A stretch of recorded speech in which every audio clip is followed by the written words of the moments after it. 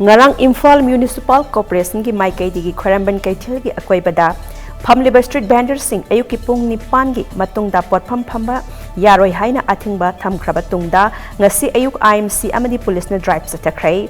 Pendra Street Vendor Singna Lampel Pat Supermarket Lomda Potfam Famu Yakidre Mahosagum ngasi Ayuk su angan ba matamdagi hauduna athapa mafam kya dagi hinjang napi Potfam Fambi kaya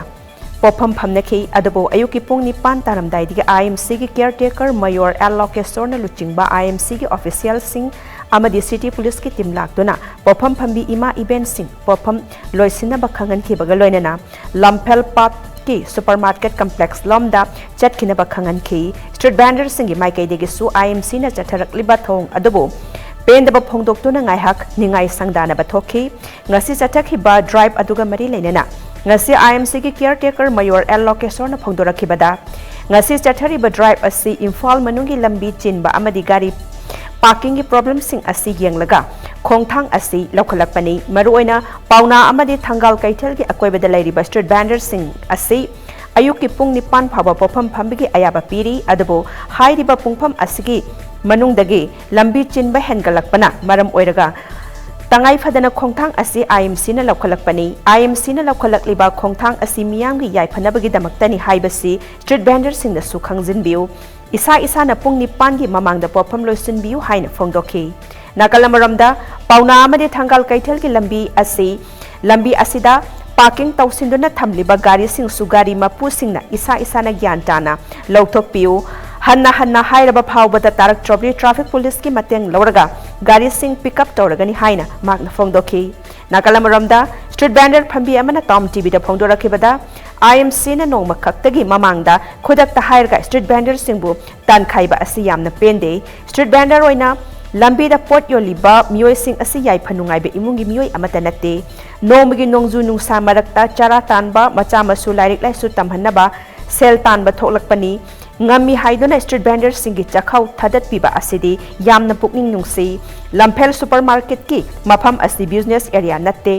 mafam esta pot yon basu sitte street vendor sing masida Potfam Famba ngamloi lengakna athopada mafam chaba bazar anakpa mafam amada sinbiu haina makna apil tawrakhi Imphal Municipal Corporation na street vendor je Ayuki Pung Nipan bau piba aduna Nipan gi matungda di gari chilakpa amadi lambi gi problem mayam jigi solve to boina street vendor sing si phamanda ba na khoi Imphal Municipal Corporation na madu masigi decision laujabane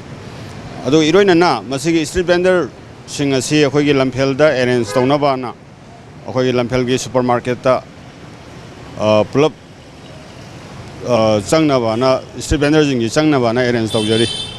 atop variety mayam punsilaga leiba mafamda da khoi pot yolaga pot sikadabani mafam aduda chatlakanda iromdom khoi pot kharaje puraga miyam ti mafamda pot yongadabani aduna asik mafamda da chatlaga akhoi puri pose akhoi yonba ngamoi adu akhoi gi imung puba sunga moi maram aduna kari supermarket ta akhoi phamam se lawba ngamoi haiba tare ko madu sana honam da akhoi gi bhara pha puba ngamoi aduna bazar sida miyam tin mafamda akhoi pot yonda duna atop mafam mada atop mafam mi tin da mafam da hai tare pot yolaga akhoi bu imung puru so haina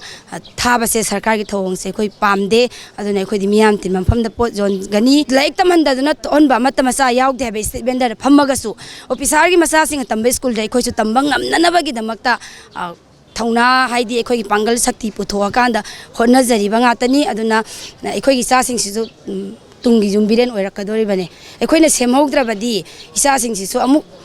tungi jumbiren oidaduna haida akhoi dumaina kangauna duna hingadori bane aduna akhoi na hojikse akhoi na tholaiba singse minungsi haiba tare kitang yengbiba kari haini mafam masida tholaga nomagi matam lenginabagi tholakpa amata natteba imung puriba mi ngatani na